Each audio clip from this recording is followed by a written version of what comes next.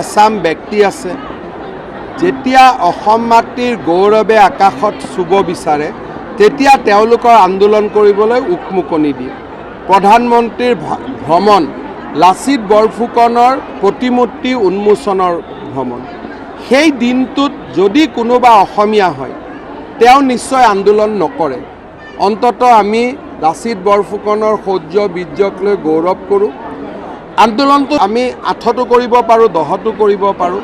মই ভাবোঁ কোনো অসমীয়াই 9 তাৰিখে লাচিত বৰফুকনৰ প্ৰতিমূৰ্তি উদ্বোধন অনুষ্ঠান চাব এৰি বা ইমোশ্যনেলি সেই অনুষ্ঠানৰ লগত নিজক জড়িত নকৰি কোনোবাই এইবিলাক কৰিব মই তাক নাভাবোঁ। গণতান্ত্ৰিকভাৱেতো গণতান্ত্ৰিক এখন দেশত প্ৰতিবাদ হ'বই, কিন্তু 9 তাৰিখৰ দিনটো প্ৰতিবাদ এইকাৰণে আমি কৰিব নালাগে যিহেতু লাচিত বৰফুকনে অসমৰ শৌৰ্য বীৰ্যৰ প্ৰতীক।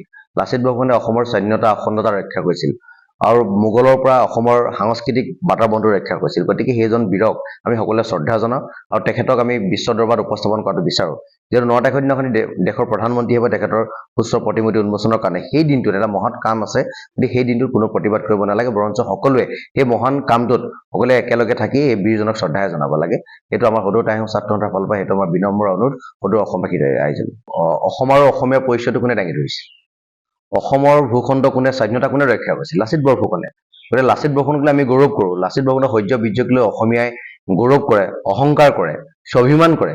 গতিকে সেইজন বীৰৰ প্ৰতিমূৰ্তি স্থাপন কৰিবলৈ, উন্মোচন কৰিবলৈ আহিব দেশৰ প্ৰধানমন্ত্ৰীজন আৰু সেইদিনাখনে যদি তেওঁ ক'ৰবাত যদি প্ৰতিবাদ হয়, ক'ৰবাত যদি হিংসাত্মক পৰিৱেশ হয়, তেতিয়াহ'লে প্ৰকৃতাৰ্থতে বিজেপি চৰকাৰ বা প্ৰধানমন্ত্ৰীজনক অপমান কৰা নুবুজাব, বীৰজনক অপমান কৰা বুজাব, তেওঁ শৌৰ্য বীৰ্যৰ প্ৰতীকক আঘাত শুনা বুজাব। গতিকে এই কামটো কেতিয়াও কোনো অসমীয়া সংগঠন বা কোনোবা মানুহে কৰিব নালাগে। যিহেতু লাচিতক সকলোৱে সন্মান জনায়, লাচিত অসমৰ বীৰ, ভাৰতৰ বীৰ, আমাৰ সকলোৱে শ্ৰদ্ধাৰ। গতিকে তেখেতক সন্মান জনাটো সকলোৱে নিজৰ নৈতিক কৰ্তব্য বুলি আমি ভাবোঁ।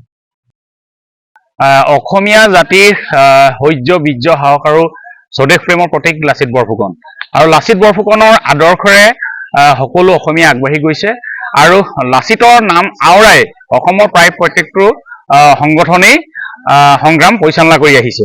তো কোনে কয় লাচিত নাই, হাজাৰ লাচিত আগুৱাই। গতিকে এই মহাবীৰজনাক ৰাষ্ট্ৰীয় আৰু আন্তঃৰাষ্ট্ৰীয় পৰ্যায়ত প্ৰতিষ্ঠা কৰাৰ বাবে অহা 9 মাৰ্চ তাৰিখে হলুকুৱা পাৰত যি লাচিতৰ সুউচ্চ প্ৰতিমূৰ্তি, এই প্ৰতিমূৰ্তি দেশৰ প্ৰধানমন্ত্ৰীগৰাকীয়ে উন্মোচন কৰিব। এয়া আমাৰ সকলোৰে বাবে আনন্দ গৌৰৱৰ বিষয়। গতিকে প্ৰকৃত অসমীয়াই সেইদিনাখন আন্দোলন কৰি পৰিৱেশটো কেতিয়াও বিনষ্ট কৰিব বুলি আমি মনে নাভাবোঁ, কিয়নো সেইদিনাখন ৰাষ্ট্ৰৰ বিৰুদ্ধে হওক বা প্ৰধানমন্ত্ৰীৰ বিৰুদ্ধে হওক আন্দোলন কৰিলেও সেই আন্দোলনে কিন্তু প্ৰকৃততে সেই বীৰজনক হয়তো অপমান কৰা সূচাব পাৰে। গতিকে আমাৰ আহ্বান থাকিব যে আমি 9 মাৰ্চ তাৰিখটো বাদ দি বাকী সকলো দিনত প্ৰধানমন্ত্ৰী অহা আগদিনাখনো আমি আন্দোলন কৰিব পাৰোঁ, পাছদিনাখনো কৰিব পাৰোঁ। গতিকে আমি 9 তাৰিখে সকলো অসমীয়া মিলি যাতে আমি লাচিতৰ এই প্ৰতিমূৰ্তি উন্মোচনৰ ক্ষেত্ৰত যাতে আমি সকলোৰে নৈতিক সমৰ্থন দিওঁ, এই কথাটো আমি আশা ৰাখিছোঁ।